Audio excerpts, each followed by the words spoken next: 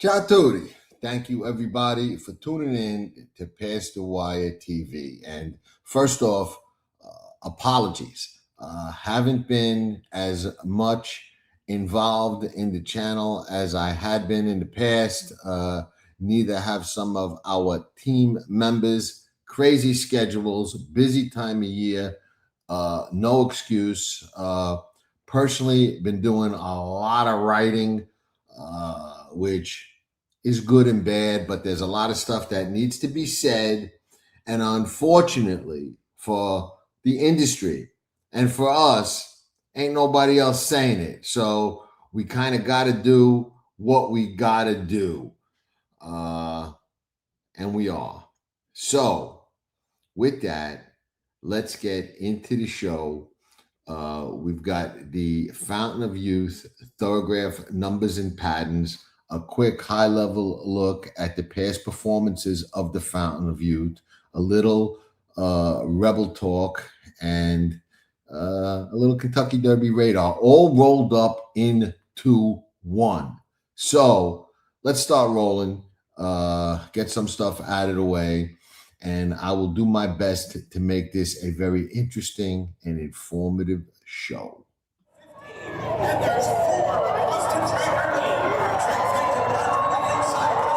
You're watching Pass the Wire TV.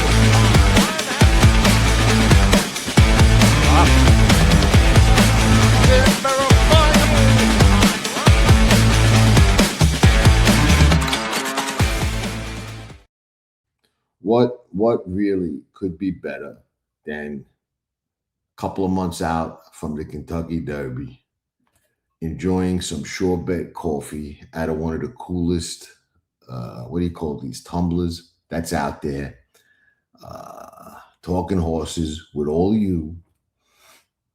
Gotta love it, man. Gotta love it. There's a lot of issues in the sport of kings. We know that. But there were some great things as well. So missed everybody, missed being on, and I'm glad we get a chance to talk some horses. Now, first things first, the CHR reports, you got to check them out. They're free to check out. We'll have all the Gulfstream stake races up, the Rebel up on the website this week. If you're on our mailing list, you'll get them mailed out to you.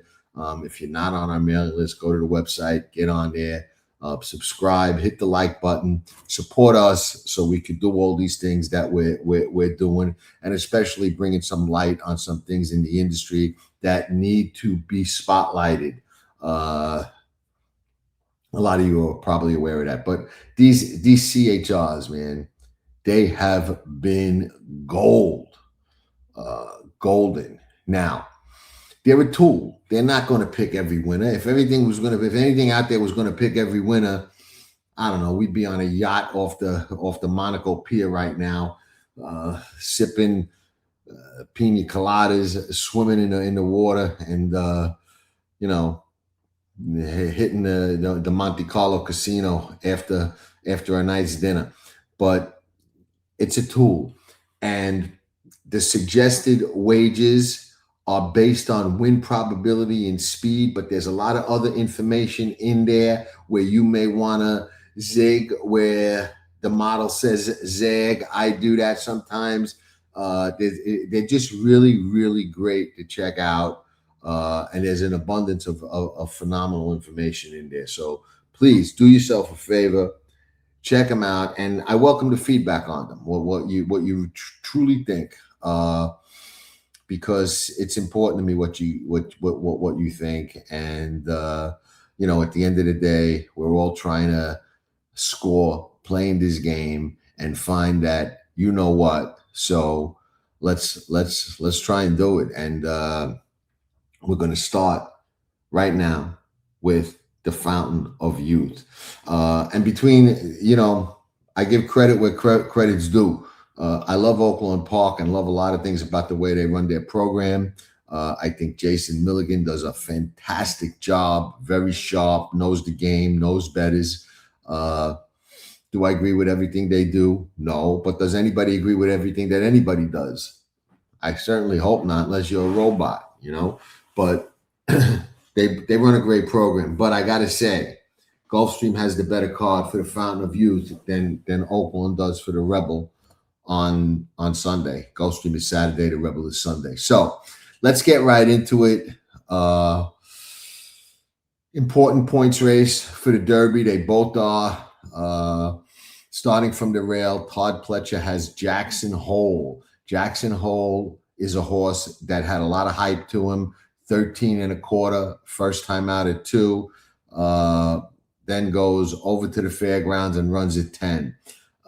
Good pattern, not earth-shattering, but certainly an improving pattern, and certainly a pattern that would suggest some talent. While 13 is not that fast and 10 is not that fast, it's fast enough to be a little bit better than average, and certainly a horse moving in the right direction. So from the 10, I think that Jackson Hole will go forward, back at a track that he's won at, 2 races under the belt. I could see a 4 to 5 point, you know, forward move relatively easy. Rocky's Balboa, great name. Pattern, let's see, 16-8, 22-8. Comes back, first time 3-year-old, repeats that 8 at Gulfstream Park. Now, he had a very clear bad race, good race, bad race, good race, Z pattern going. Then he paired the 2 good races, but he did so off the 2-year-old to 3-year-old transition. Not a lot of time. He went from mid-December to late January, so he had a little bit of time. Now he's coming back a little bit on the quick side. When he came back quick, he regressed. I'm not so sure he's going to go forward off that 8. I think we may see a little bit of a regression from Rocky's Balboa. So I'm looking for him to regress a couple of points, maybe to a 9 or 10 off that 8.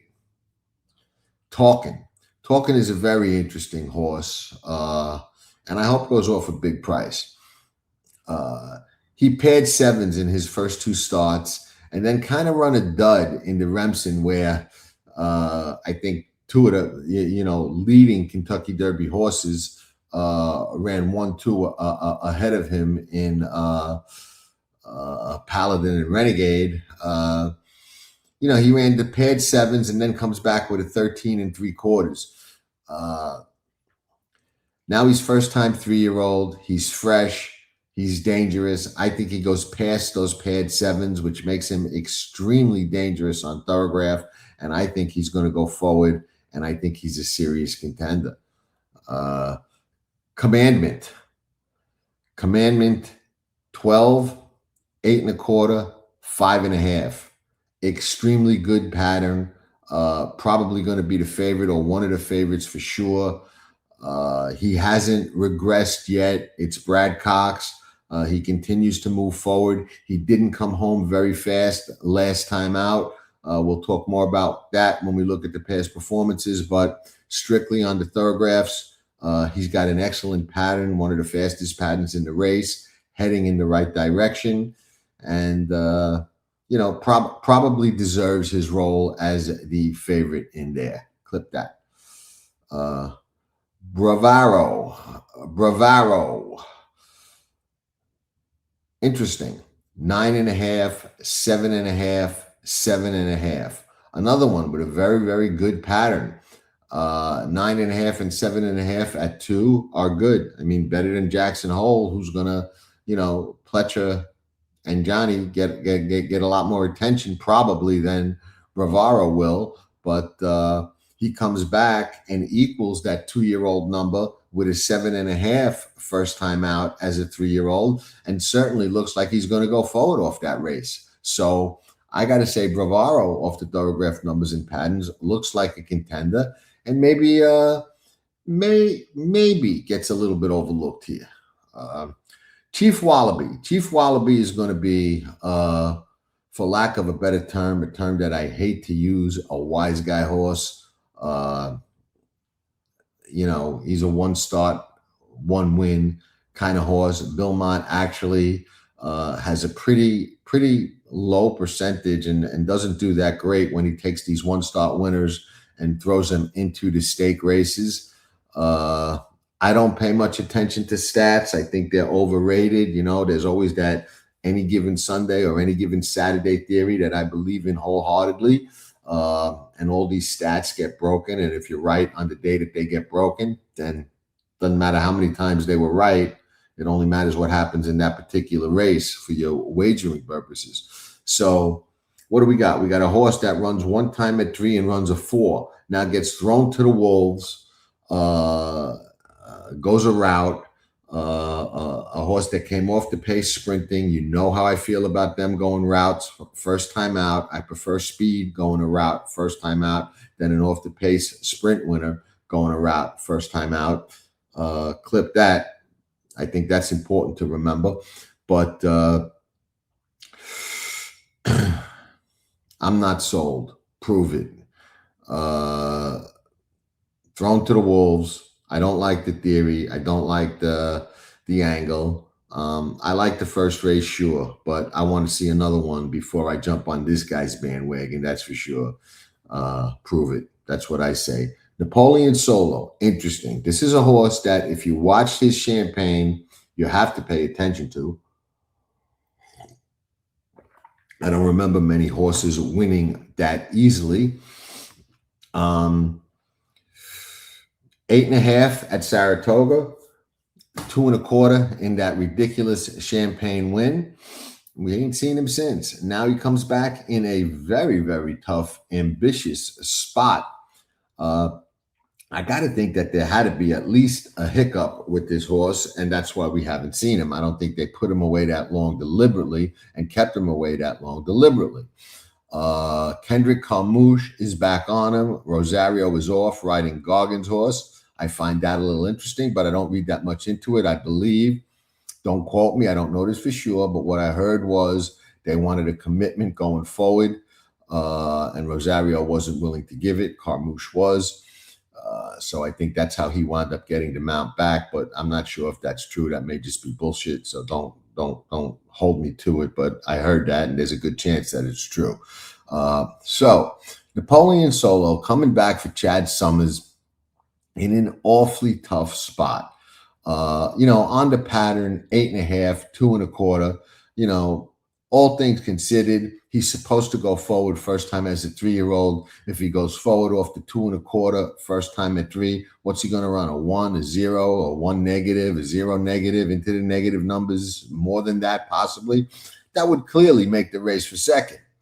But the race is not won on Thorograph, and the race is not won handicapping. The race is won on the racetrack, and there's just something about that layoff that doesn't sit right with me.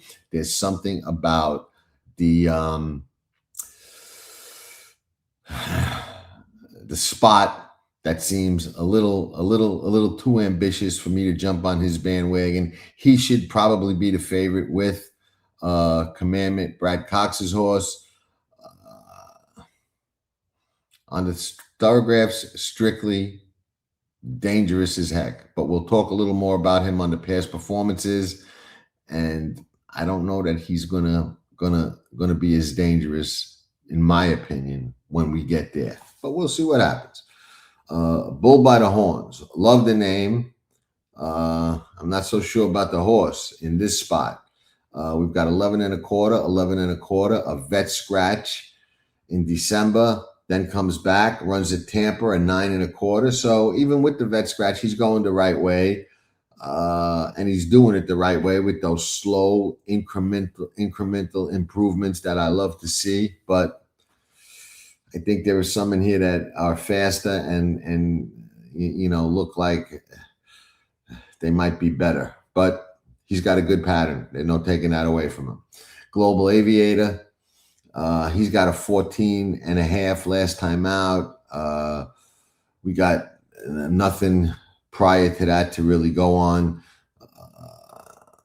No number in that November Gulfstream race. So I don't know.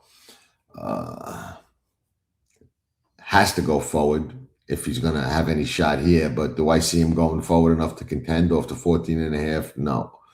Solitude Dude, another Saffie Joseph. Saffie Joseph's got this race surrounded like Bob Baffert has some races in California surrounded, and Chad Brown had some turf races in New York surrounded. He's just got a lot of horses in here. Solitude Dude, we'll talk more about with the past performances, but on the numbers, he's steady as a rock. 5, 5, 5. Love it. Love that. Stretching out. If he stretches out, and he's speed stretching out, so I like that a lot more than closes stretching out. Everybody's saying he looks like a sprinter. He's by Yao Pan. But he is out of an Into Mischief mare, and we know that Into Mischief is an overachiever in every way possible, as a sire, as a broodmare sire, as you walk through his shed row, you come out running. I'm not so fast to dismiss this horse, and sprinters going long win at Gulfstream Park probably as much as they do at any other racetrack in the country. So I'm going to call this horse a contender off the Thorographs, and we'll get more into the past performances when we do our little high level look over there. Lost Money. He's going the right way, but he's probably got a little bit more to do than the others. 22 3/4, 12 1/4, and then 11 1/2. Yeah, even if he goes forward, is he going to go forward enough? I certainly don't think so. Let's do a recap, and then we'll get to the past performances. We got Jackson Hole.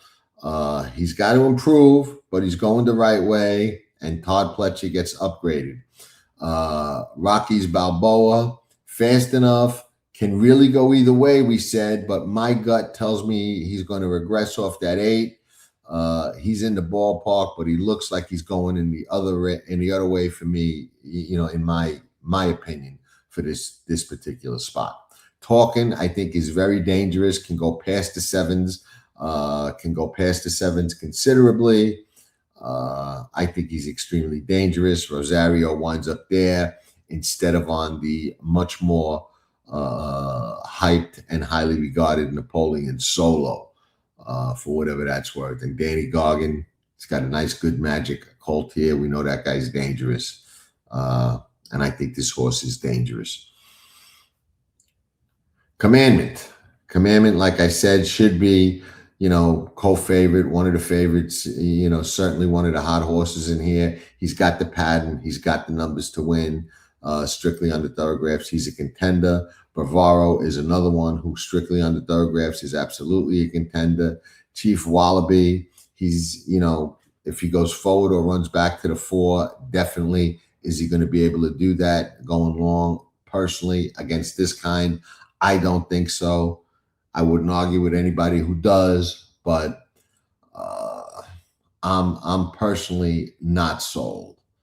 Napoleon Solo, strictly again on the Thorographs, he's absolutely the one to beat.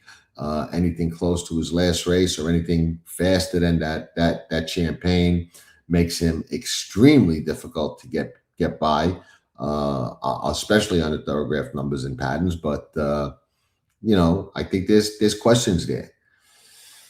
Bull by the Horns. Bull by the Horns, going the right way. Not a shocker. I think there are some that are going to be faster than him, but he's bred nice. You know, he was a vet scratch. I'm not going to hold that against him. You know, he's definitely going the right way.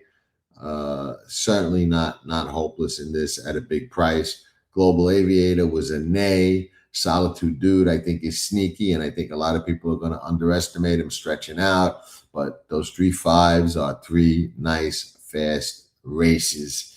And we'll find out if he's strictly a sprinter.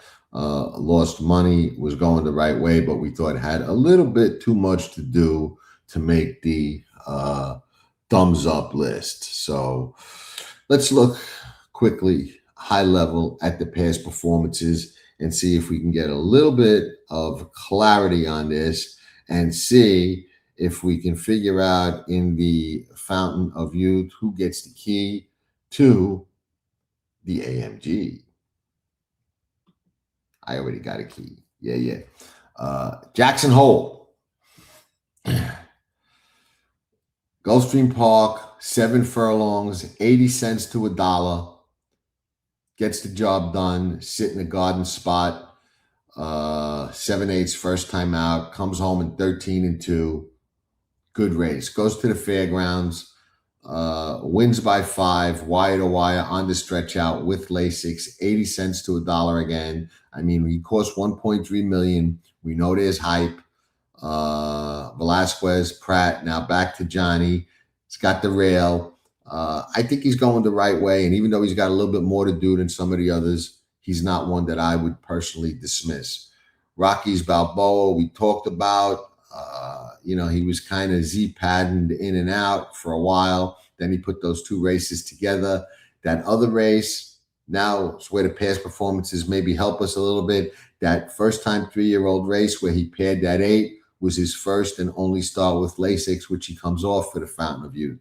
So that's maybe why he was able to repeat those 2 8s and maybe why he was zigzagging and Z-patterning prior to that. Maybe he's a bleeder. I don't know. Maybe he's better with the Lasix, but I'm gonna maintain my nay and even exclamation pointed.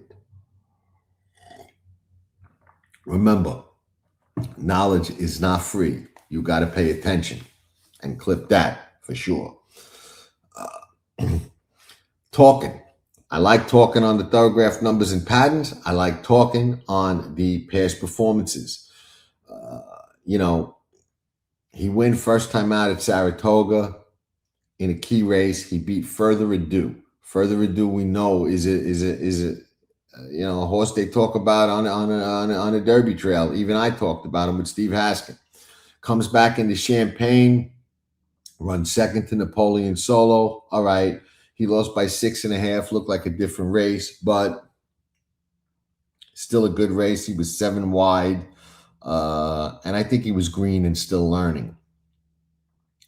The Remsen was a flop. I don't know why. He was 4 wide on both turns. Just didn't bring it that day. Was in the 11 hole. Did make a little bit of a middle move, but packed it in.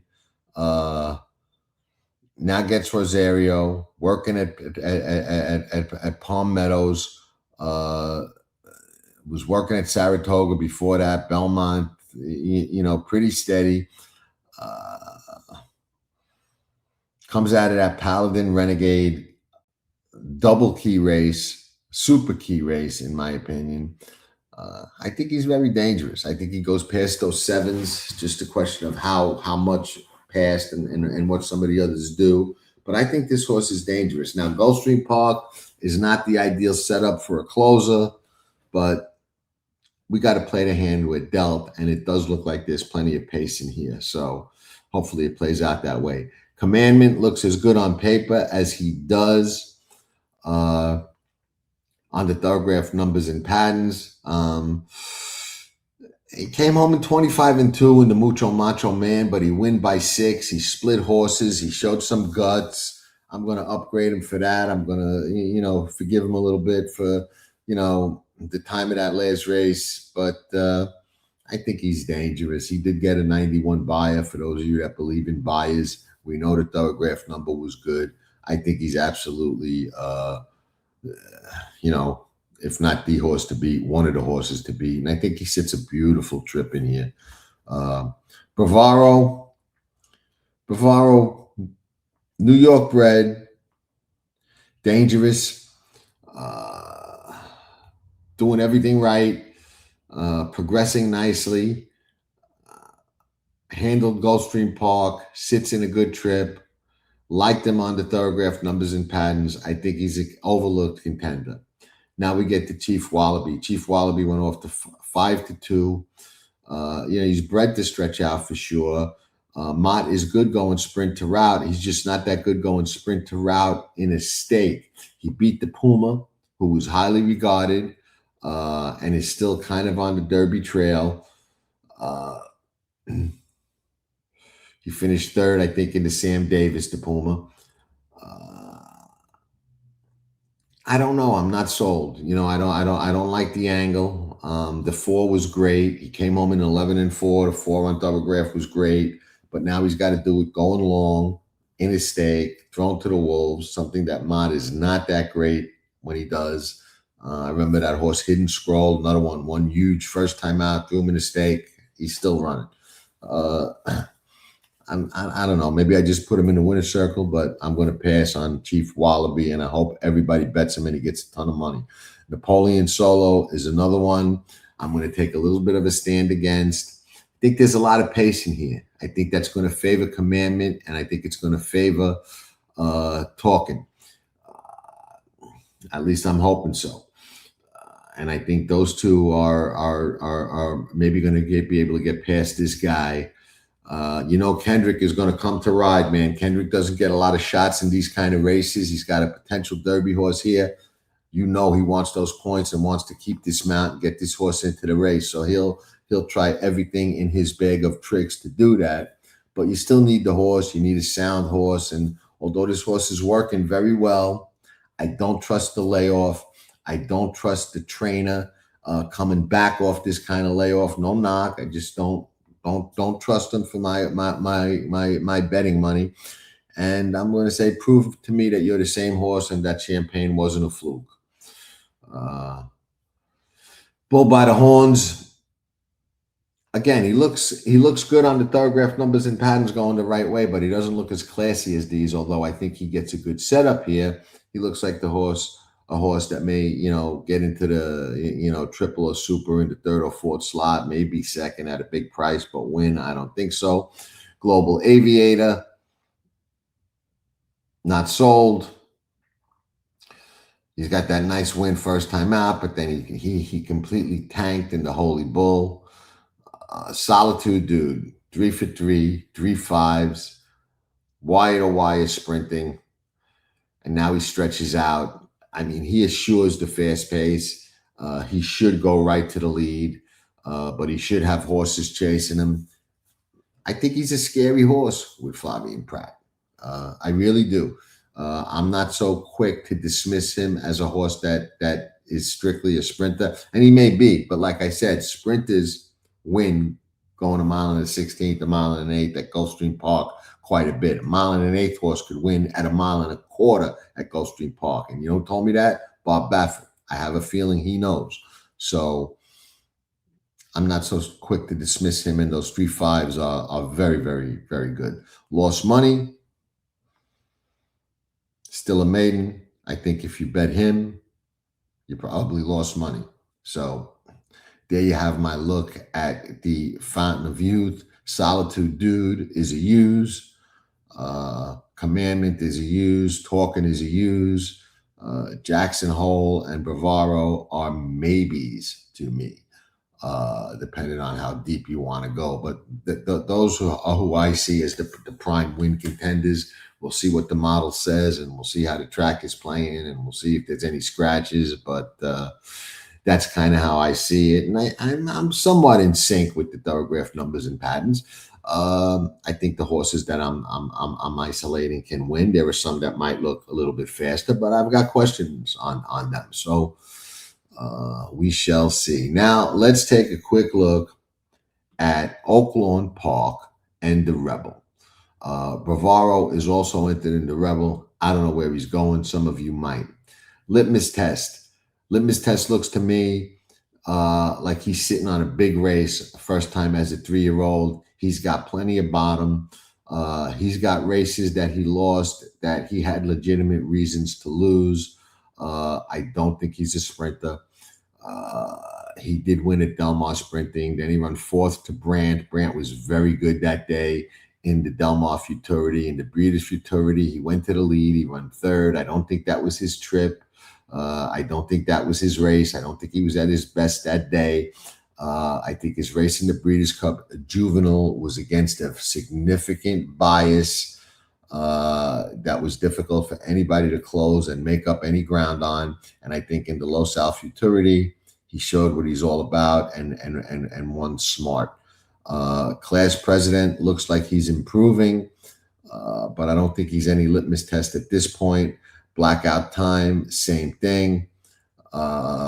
He did run better than litmus test in the Breeders' Futurity, but that was then. This is now. I give the edge to litmus test. Honey to Blame.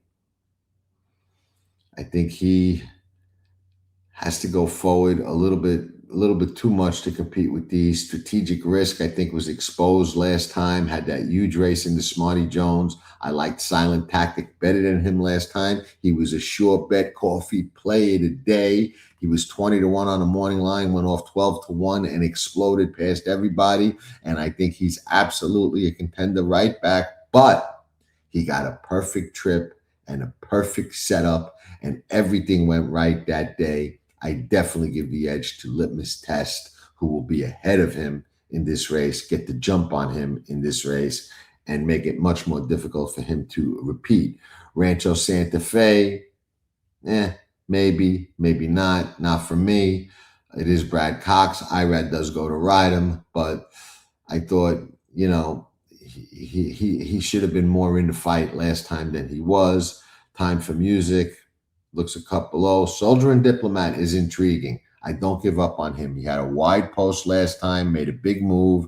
Yes, Silent Tactic ran past him in the stretch like he was standing still, but he was wide. He made a wider move. He made a wide move. And I think it's not impossible for him to turn the tables with a better trip. Now, he's drawn wide again, but if things work out and the trip gets better and he gets to jump, I think he can be a contender. So to me, I like Litmus Test and Soldier and Diplomat in this race at this early juncture. Now, Derby Radar. We love our Derby Radar. There's no doubt about it. Love to talk about it. Not a lot to add for today. But I will say this. Paladin, I love this race at the fairgrounds. I love the fact that he's going back to the bluegrass, same way Sierra Leone did. He's still my number one. Renegade, he's up there. He's probably my number two. But there's a horse that we're going to see in the Tampa Bay Derby that's lightly raced, and I got a column coming out today or tomorrow on Past the Wire about the Derby and the history and how it's changed. Canaletto. I am very high on Canaletto. I think he's a really, really good horse. Maybe I'll be wrong and he'll embarrass me, but he's going from that maiden race at Gulfstream Park where he was good enough to win at a mile, first time out, on the lead, drop back, come again and win. Now goes to the Tampa Bay Derby around 2 turns. Can't wait to see him there. If he wins that, I would say look out. He's an extremely dangerous horse. So my Derby radar, not a lot has changed. Paladin still number one. Renegade and Canaletto neck and neck for number 2 and number 3. Those are the ones on my, I got a short list. What do you want me to tell you? Now, Bob Baffert, I know he's going to come up with something strong. Is it going to be litmus test? Maybe, but I tend to think he's got something else he's waiting to unleash on us in one of the other preps, and stay tuned for that because that's my next one, the player to be named later. Hopefully, you all, every single one of you, look exactly like this, leaving the races on Saturday. And hopefully, we here at Pass the Wire TV and I helped you just a little bit.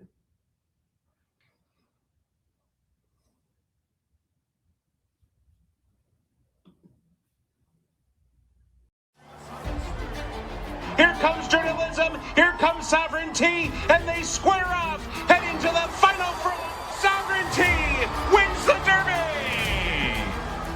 You're watching Pass the Wire TV.